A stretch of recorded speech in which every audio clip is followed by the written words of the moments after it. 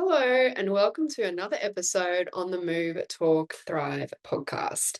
It is Lizzy Dawson here, Australian exercise physiologist, and today I'm here to talk about the sensory system, but in regards to movement. So I've done an episode talking to the amazing Lauren Dorney, occupational therapist and sensory guru.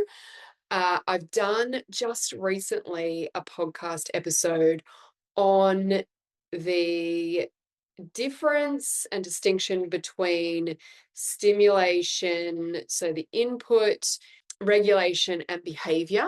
And now I really want to talk about movement's role in the sensory system and how we can use it to help us.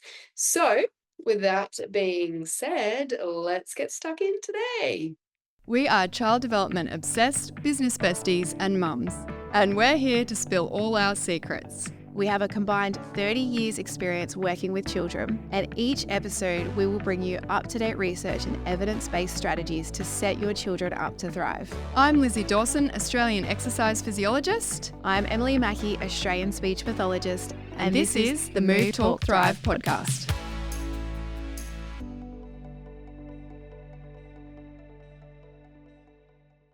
Hey guys, okay, so today I really want to talk about the sensory system, but from that exercise physiology perspective. So there is so much about the sensory system, but I really think that a full and thorough understanding of it is a bit of a make or break in terms of paediatric sessions, and that is from any allied health perspective. So I think it's really important, even if you're not an OT, that you understand the sensory system, a child's sensory preferences, and how to manage them. So that's what I want to talk about today. So the sensory system and the missing link between movement, regulation, and participation. Now, these are really, really important things, particularly because anything with NDIS reporting, we really need to be linking that back to function. So it's really, really important to understand this.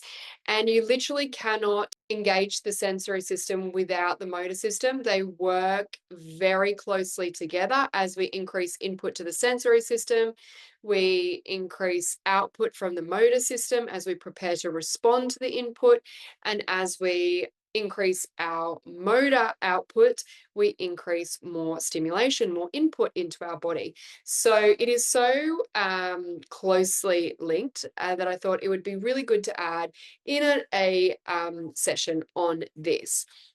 So if you work with kids, you will experience, or if you're going to work with kids or want to work with kids, you're going to experience children that can't sit still, some that actually avoid movement, become dysregulated during sessions, constantly crash into things and want to jump into things, or parents reporting them jumping on their bed at nighttime, or I'm thinking about my son right now, running up and jumping on the couch.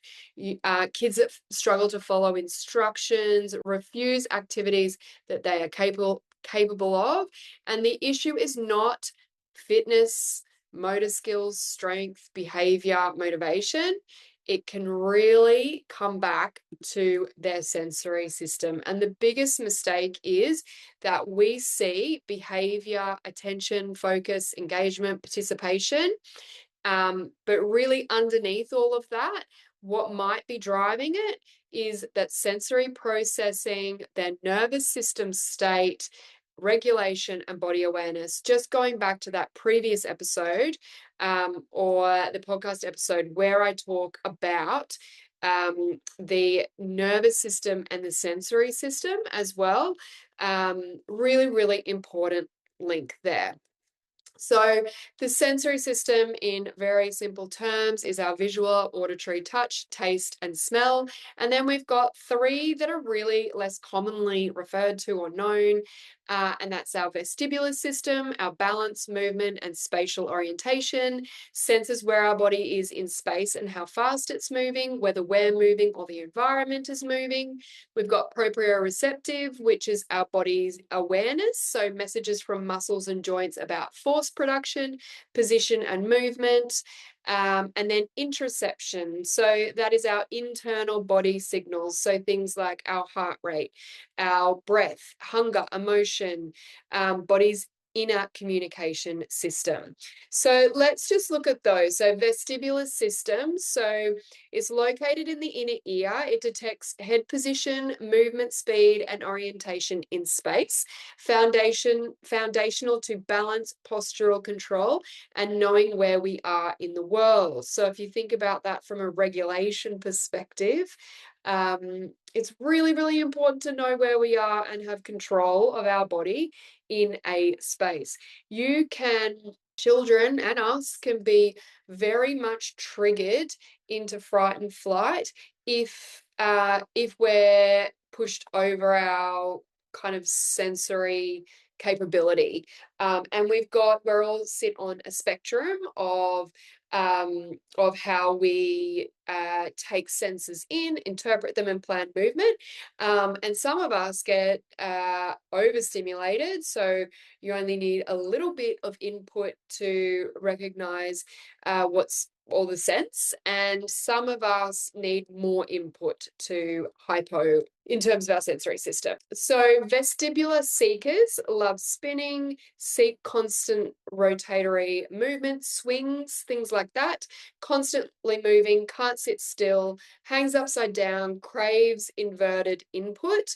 Vestibular avoiders, they avoid climbing, swings, or unfamiliar terrain, fall from chairs, poor postural control, a bit clumsy, fearful of movement, and particularly heights. And then we have got our proprioceptive system. So this is messages from the muscles, tendons, and joints that tell the brain where the body is, how much force is being used, how much force we need, and how to move with precision without having to look. So I have spoken about it a lot. When I had my stroke, the sensory part of my brain was impacted, and I couldn't guide the water glass to my lip because my body just didn't know where it was in space. So that was my personal experience. But another one I feel like is really common is like when you unexpectedly step down a step, like a curb, and it's further than what you thought, and you kind of get that jolt because your muscles aren't producing enough force to control that eccentric movement if you're going down for us to land properly. So that's our proprioceptive system.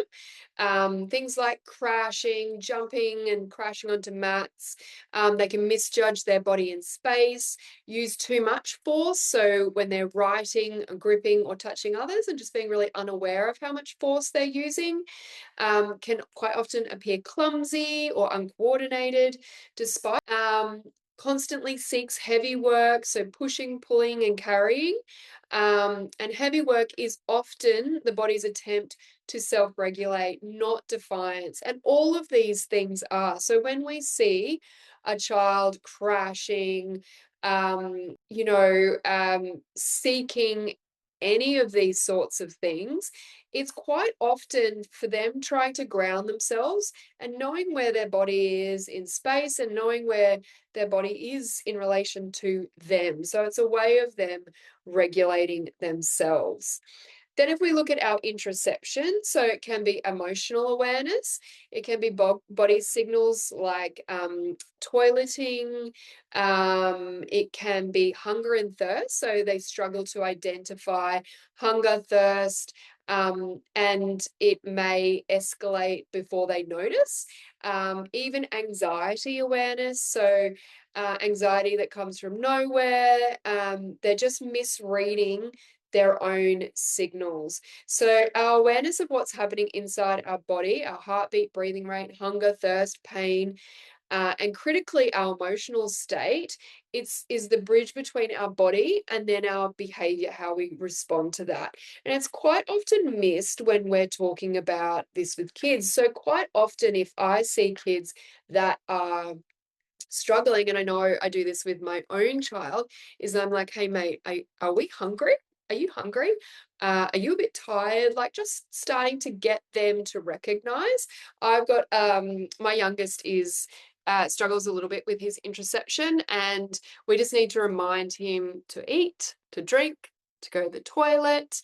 When he's tired, just telling him to have a rest. He's a big proprio boy, so lots of running and crashing and jumping on things.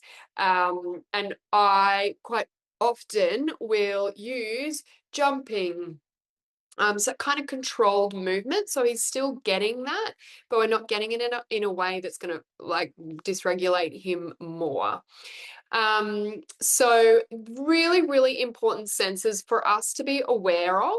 And I think aware of before a child comes in to see us or as part of the intake. So I think a really important thing for us to be doing is asking about, have they had sensory profiling done? If so, what has come up on that, or just tell me a little bit about his sensory preferences. Kids with diagnosis will often, their parents will often be very aware of this, because it comes out as behavior that, running and crashing and jumping and loud noise and, or, not wanting loud noise, all of those things, they can come out as reactive behaviors because it's triggering our flight and fright response. Now, it can come out as anxiety.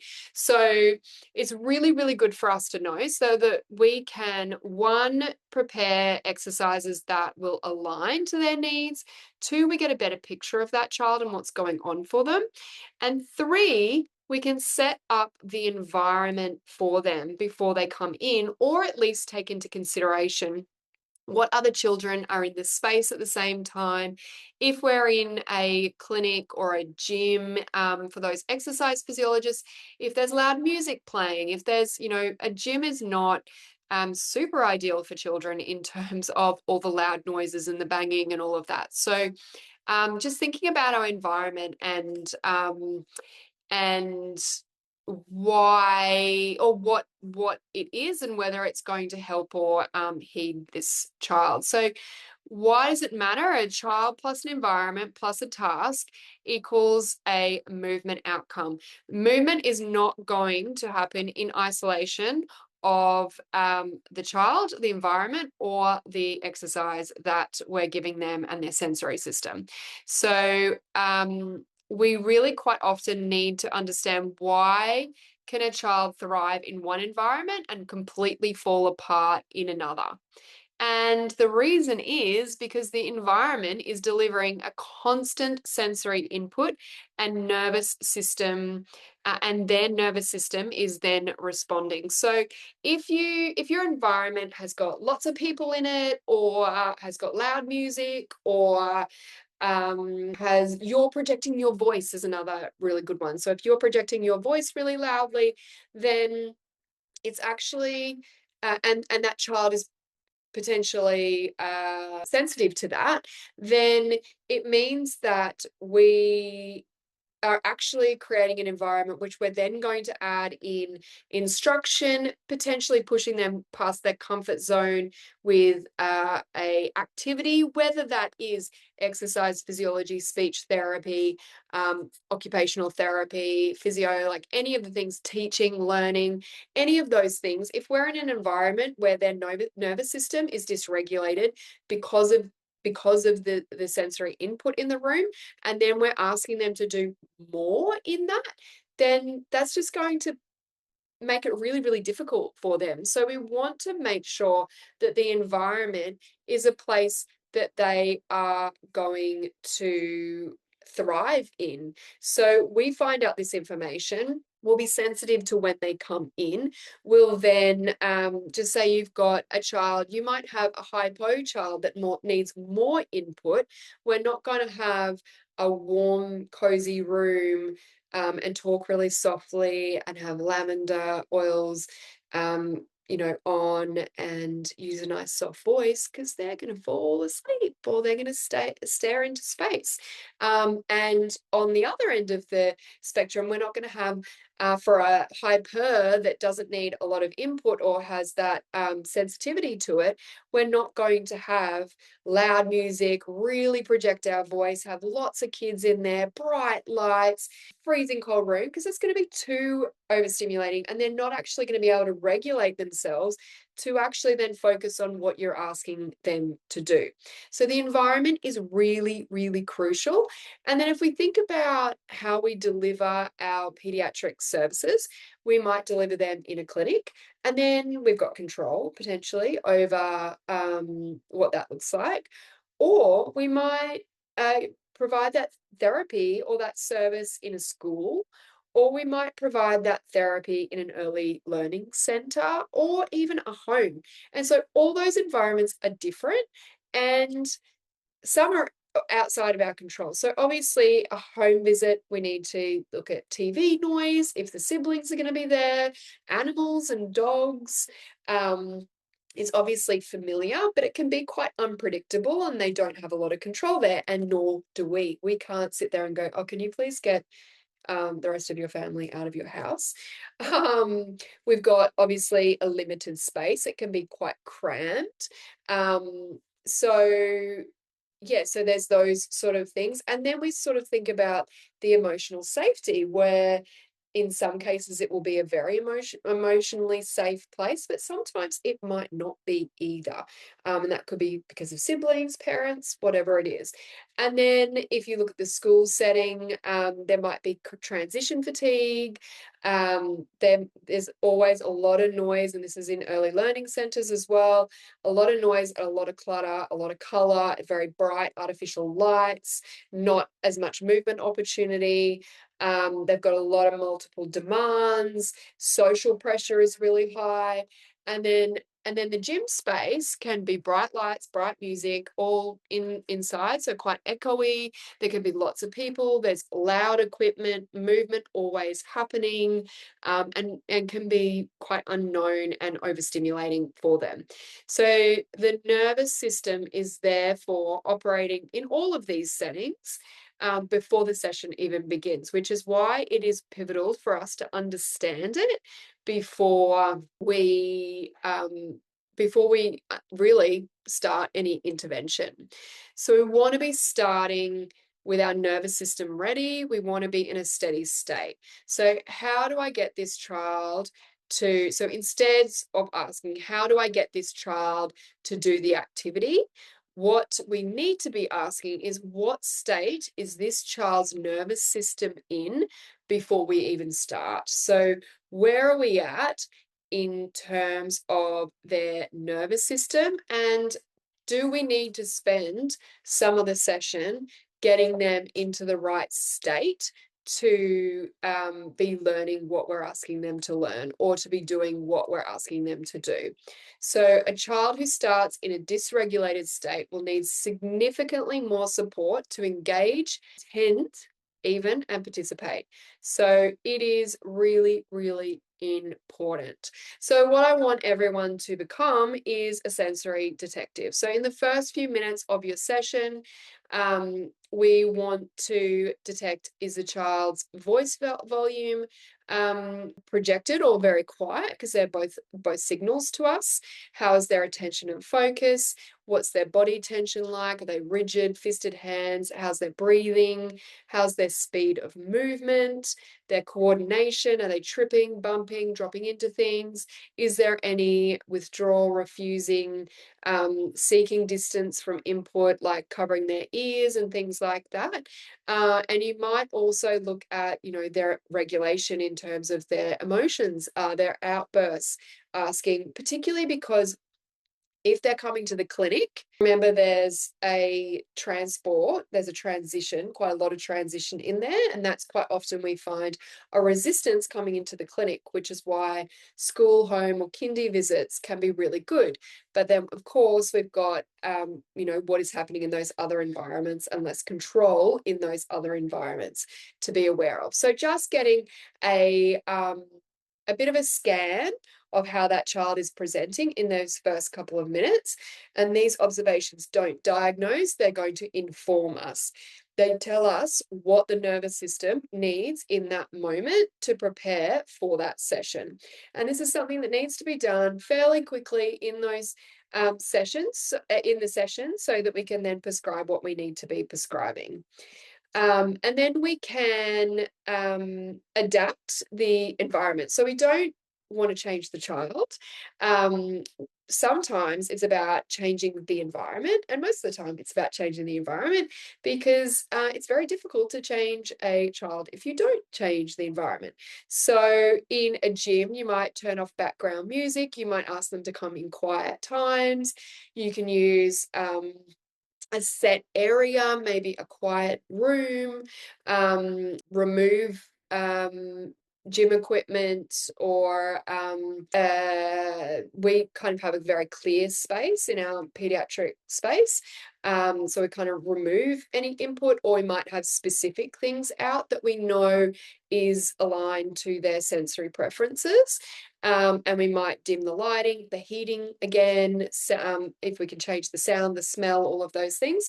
In a school setting, we might schedule after settling time, so maybe not post lunch, or you might use it as a settling time. So I quite like to do it. So if there's a time of the day that is difficult for the child, just remember that movement is going to help regulate them. So looking at a time that is going to help them before a time that is difficult. Using a quiet space or smaller space, removing any visual clutter from the immediate area, and reducing the number of transitions before you arrive. So just being really mindful of where it is at the day, in the day. And it's really about collaborating with educators and parents on the best time for those. And sometimes you're not going to have a lot of choice. And then in a home environment, asking who else is going to be present at home at that time. See if we can, find a space that is further away from the TV or the siblings.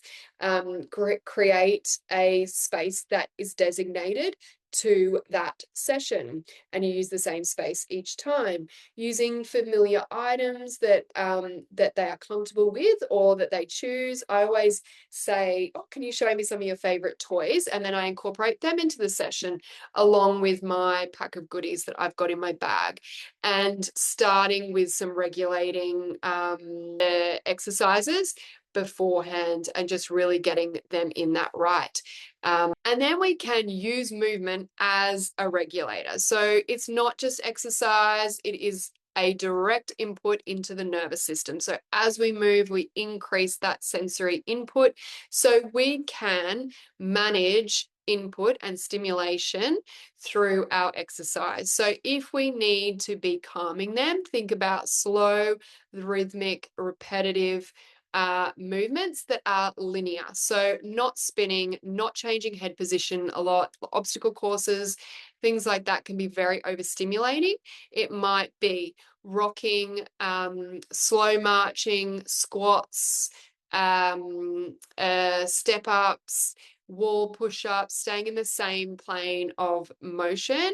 I always will, if I'm doing, say, a group Pilates class, I would stay and do all standing exercises. Then I would move to the ground and do all floor exercises. And I might start on my back, go onto my side, then go onto my tummy, and kind of work in each sort of level.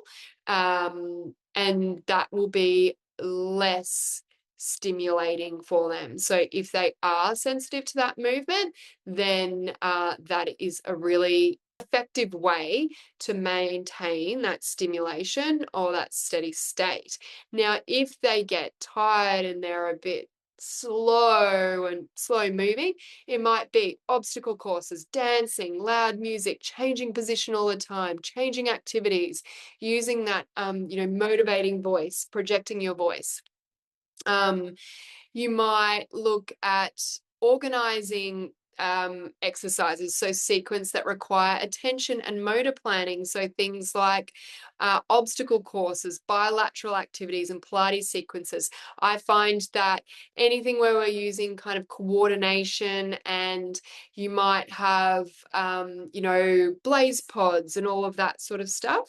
And I find that that is really good from an executive function and brain skills perspective and focus and attention. So thinking about counting while we're moving, just adding in a layer of mental load to the exercise. Things are alerting, as I just said before: fast, unpredictable music, dancing, fun, fast movement games, jumping, and all those direction changes. Blaze pods, a really good example. And then grounding. So anything where you're doing deep pressure. So pushing, pulling, weighted balls. I find jumping can be a bit alerting, but it can also be grounding for those kids that seek it. And anything on the floor I find is really grounding for children as well. The same activity can calm one child and overwhelm another. So we need to know which skill is which. So I think there's some really, really good examples of some movement and how movement can actually really impact the way in which we prescribe movement or set up our environment, or do anything basically. So key things that I want you to remember is we need to prepare and observe. We need to adapt to the environment and task to support regulation. We need to regulate by supporting the child to reach a steady state, then introduce demands, and then we need to develop. So the child is now ready for meaningful motor development or meaningful activity, and then we need to then prepare them to move on.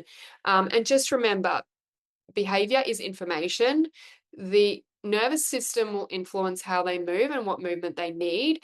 The environment really matters.